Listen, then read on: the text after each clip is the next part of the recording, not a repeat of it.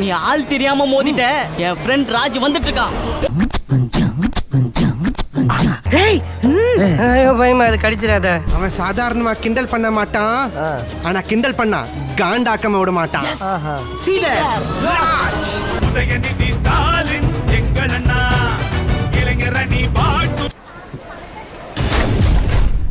Re-recording இல்லாம பார்த்தா ரிச்சாகார மாதிரியா இருக்கிறான்.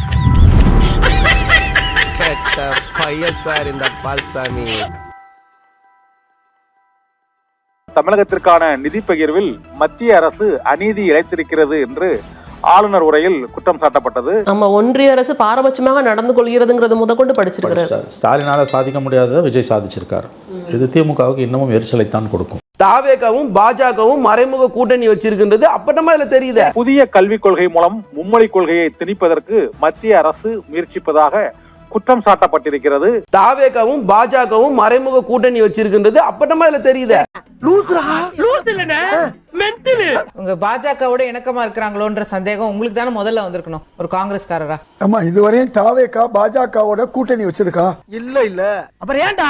ஏன் போடா போய் தோங்கலேண்டா. இதுக்கு முன்ன கூட்டணி வச்சிருச்சா? கொஞ்சம் சொல்லுங்கம்மா. பி டீம் இல்ல ஏ டீம்னே சொல்லிட்டு போயிருவோம். இன்னைக்கு வரையும் கூட்டணி வைக்கல. ஹலோ டிவி ஒரு பாஜக ஆதரவா RSS ஆதரவு ஒரு ஆளுநரை அவங்கள பேச வச்சிருக்கு. Chief Minister of Tamil Nadu has formed a government with the overwhelming support of the people, single-handed. ஏதோ யார் அண்ணாவை பத்தி, பெரியாரை பத்தி, அம்பேத்கரை பத்தி, அதே மாதிரி வேலுநாச்சியாரை பத்தி பேச வச்சிருக்காரு. இதுவரையும் பேச வைக்க முடியல. உங்க அப்பனுக்கு உங்க அப்பா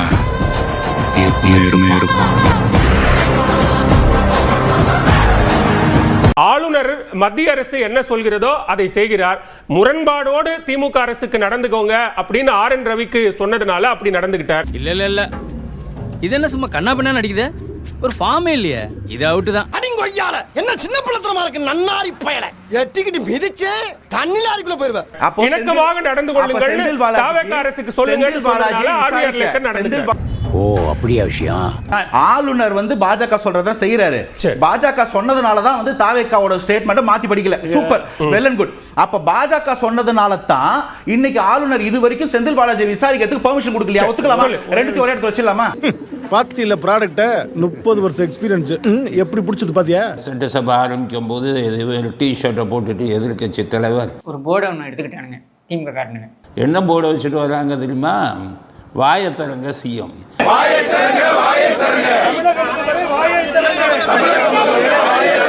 வெற்றி பெற்ற விஜயை பார்த்து திமுகவின் பொறாமை நாளுக்கு நாள் அதிகரிக்கிறதே ஒழிய குறையவில்லை. 5 ஆண்டுகளாக புடுங்காததை நான் ஒரு மாதத்தில் புடுங்க வேண்டும் என்று எதிர்பார்க்கிறியே, உன் லட்சணம் இதுதான் என்பதனை முகத்திலேயே தூக்கி எறியுங்கள். அதுதான் இவர்களுக்கு சிறந்த பதில்.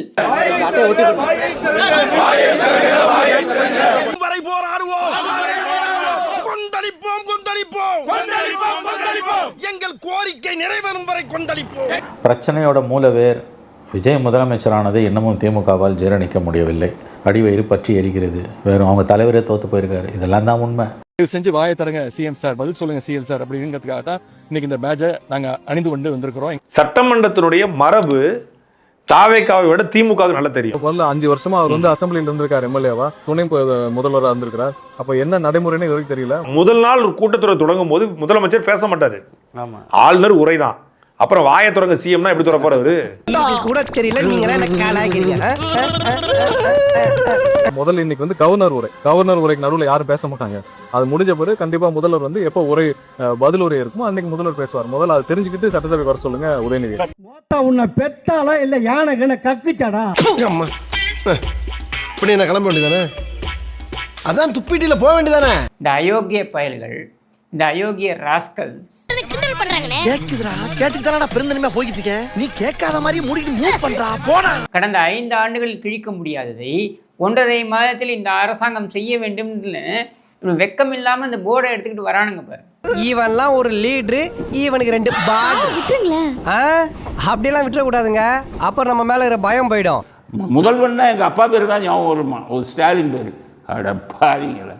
நான் முதல்வன் அப்படின்னு சொன்னாலே மக்களுக்கு எங்களுடைய தலைவர் திரு முத்துவேல் கருணாநிதி ஸ்டாலின் அவருடைய பேர் தான் மக்களுக்கு ஞாபகம் வரும் அப்படிங்கிற ஒரு சிறிய குறுகிய எண்ணத்தோடு அந்த திட்டத்தோட பெயரையே நீக்கியிருக்கிறாங்க.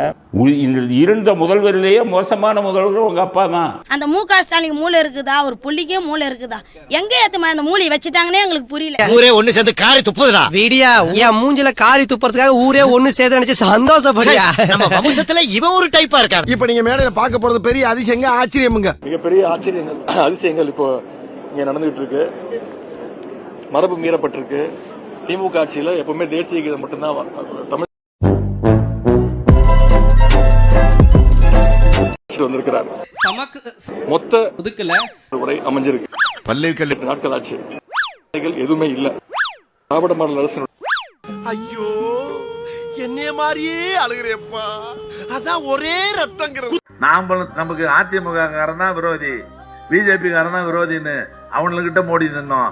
அவன் நம்மளை திட்டு இருந்தான். சைலண்டா வந்து ஜனங்க ஓட்டு போட்டு போயிட்டான். எதுல வேலை போட்டு போட்டான், விசில்ல போட்டு நம்ம நடு ரோட்ல விட்டான்.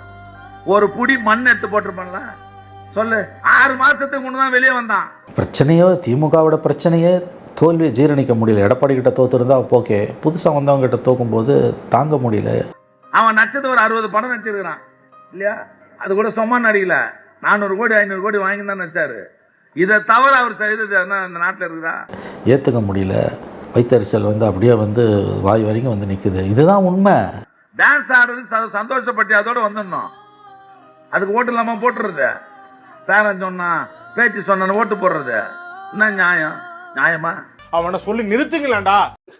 பென்ஷன் முன்னாள் சட்டமன்ற உறுப்பினர்களுக்கு என்ன கேட்டா ஒரு 10,000 ஒரு 25,000 50,000 கொடுக்கலாம். அதுவும் கொடுக்கணுன்றதுல நான் ரொம்ப முக்கியமானவன். ஏன் அடுத்த முறை முன்னாள் ஆகிறான்னு எவங்கண்டா. இன்றைக்கு இருப்போம் நாளைக்கு இல்லை.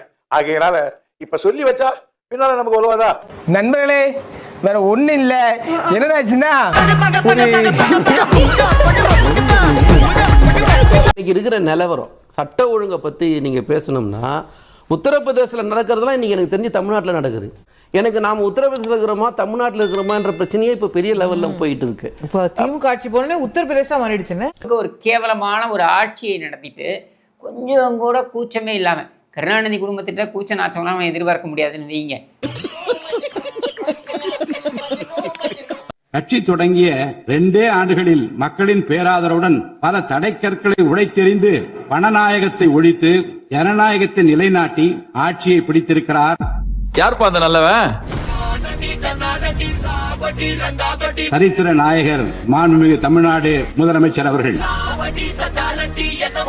இன்னைக்கு முதலமைச்சர் டிஃபன் பாக்ஸ்ல லஞ்ச் எடுத்து சாப்பிடுறாரு, கோட்டையிலேயே சாப்பிடுறாரு, அவர் வாயில அவரே வச்சு சாப்பிடுறாரு அப்படின்னு அவங்க கட்சியுடைய வர்ச்சுவல் அபியூசர்ஸ் எல்லாம் ட்ரெண்ட் பண்ணிட்டு இருக்காங்க. அவனை நான் வேற லெவல்ல வச்சு செய்வேன்.